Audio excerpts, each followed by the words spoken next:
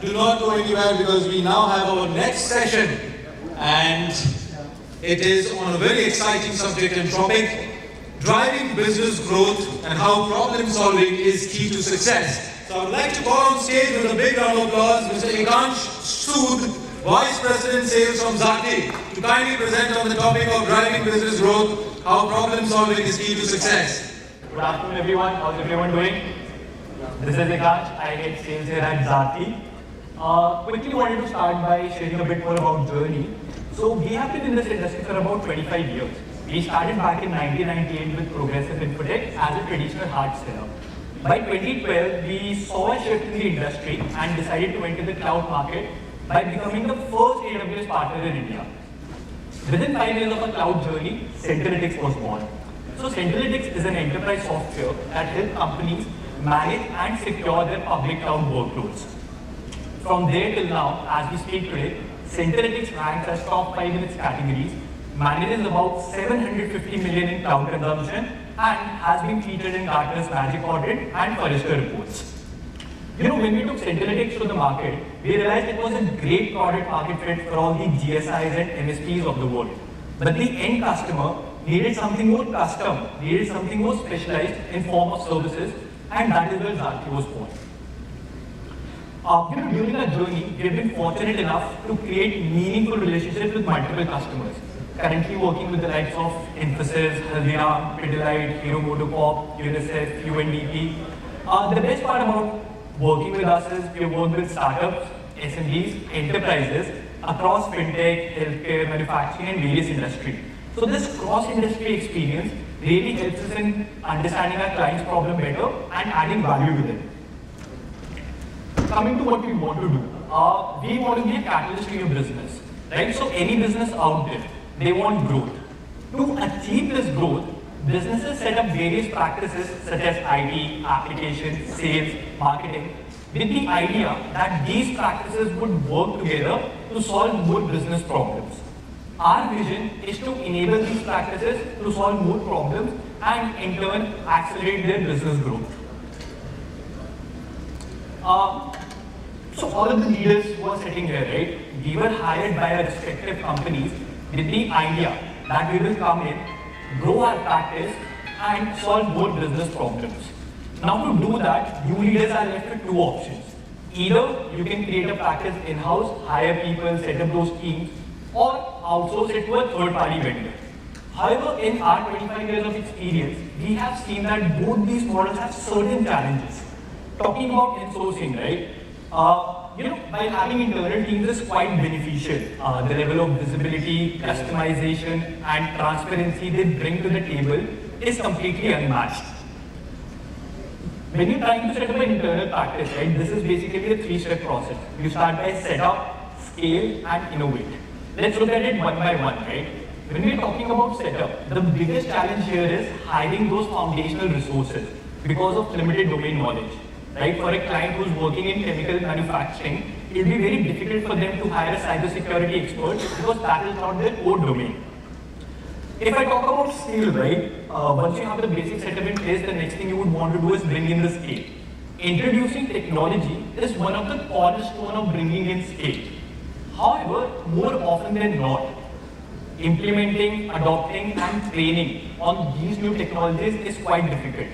Additionally, when we talk about scale, you will also increase the number of people who are working with you. This will also lead to succession planning risk and retention risk. And finally, when we talk about innovate, right, once we do have the scale, all we have to do right now is keep innovating so that we are following the industry best practices.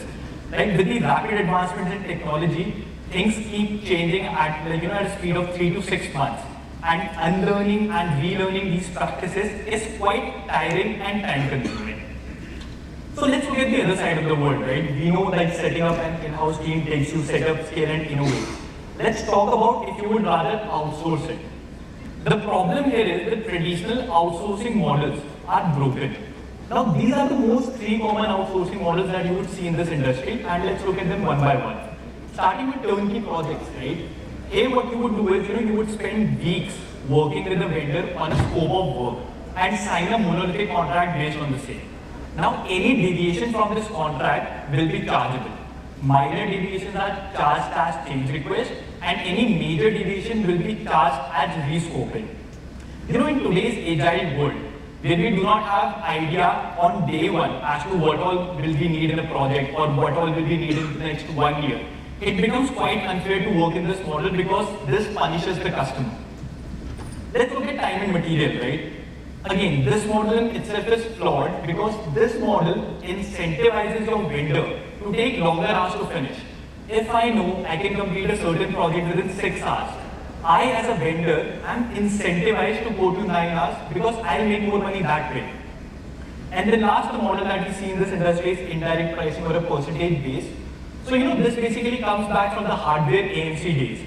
How is this being applied today? Let's assume your cloud bill is 100 rupees. Right? A vendor would come in and say, hey, give me 15% of this 100 rupees month on month, and I'll manage and optimize the entire cloud infrastructure for you. The basic problem here is that this kills any proactiveness from the partner side. Because I know if I do the most basic minimum, I just cater to all the requests that my customer is throwing at me, I make my 15%.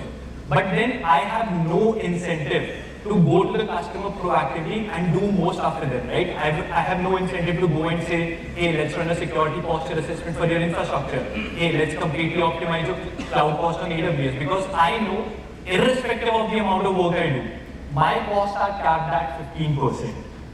Just want to do a quick pause here and see if anyone has any thoughts, any questions based on what we have discussed so far.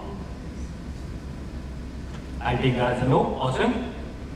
Now, who we are, introducing Zarthi delivery. Right? So we have completely reimagined outsourcing by introducing industry's first pay-as-you-go shared services model. So we have set up 25 plus practices under the guidance of industry leaders following the best-in-class methodologies. To give you a simple analogy, think of us like an urban company of IT services. Whenever you request for a haircut service from urban company sends you the people in form of a barber, sends you the process in the form of they teach the barber how to cut your hair, and the technology in forms of scissors, combs and trimmers. But you as a customer, at the end of the day, is only paying for the outcome that is their haircut. Similarly, our customers can leverage our service without any commitment. Leverage our people, process and technology to drive their business outcomes. Now, with an IT service provider present around every corner, what makes us different? Well, the very first thing is pay as you go and pay on delivery. So each of the service in my catalog comes with a fixed price that is only payable after successful delivery of the service. So this eliminates all the downsides of time and material model because this incentivizes me to give you better and faster deliveries each time as I'll make more money that way. Another thing that we have is certified service leads.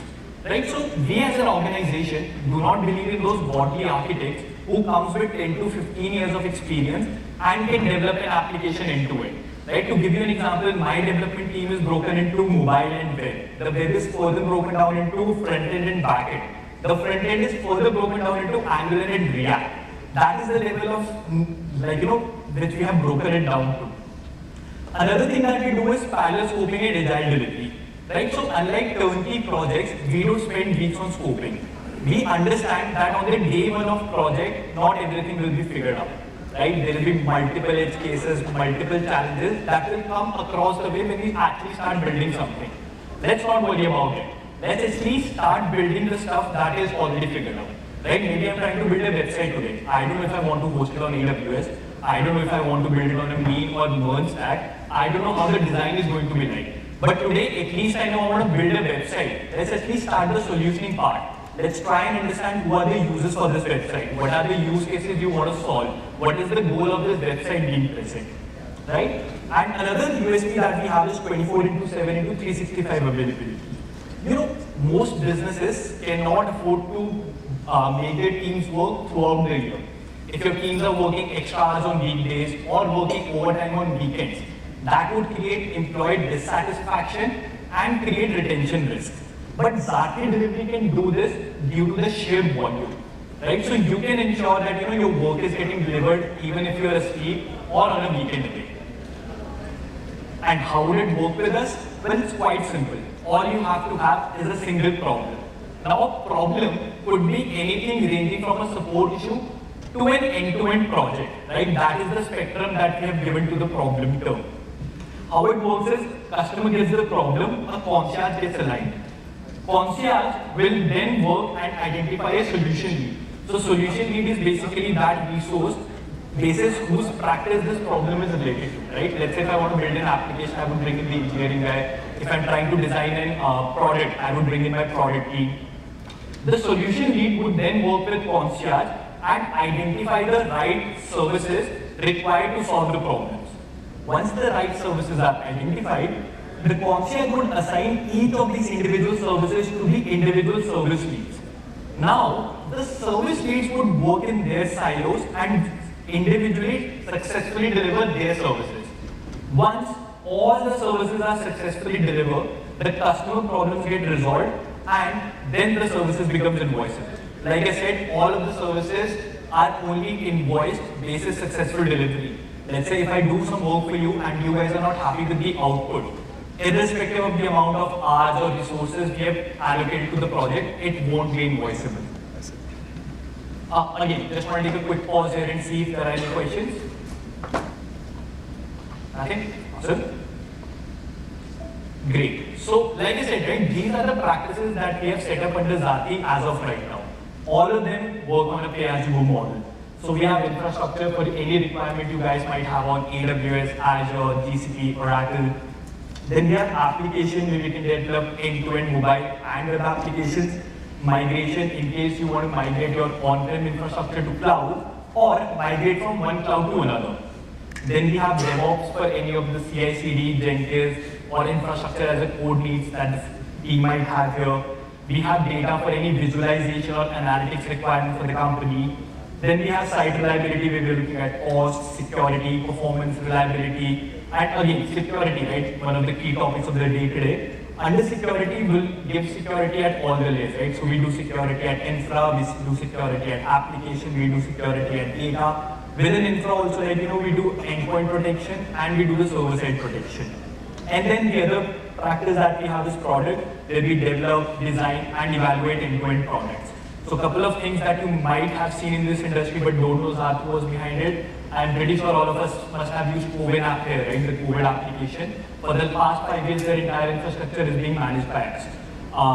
There is a new application that Uttarakhand government just launched called 𝑬𝒐𝒑, which is digitizing the Char Dham Yatra. The end-to-end application was developed by us, right? So again, a couple of things that our customers have to say about us, and we understand, right? It's a try it and buy it world. It's a very different model. None of you might have used it before. That is why we give all our customers POC credits for 10,000 bucks, right? Come, use the services, see the experience, see the quality of output, and if you feel this is something that you can use, perfect. You don't look at any commitment, right? Just like Urban Company, if you want some service of theirs, you open their catalog, book a service, and move on.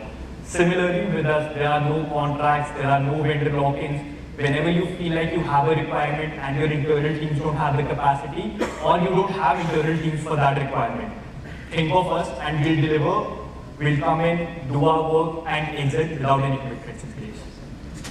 So, talking about a footprint, right, we have a couple of offices in India. We are headquartered out of Noida.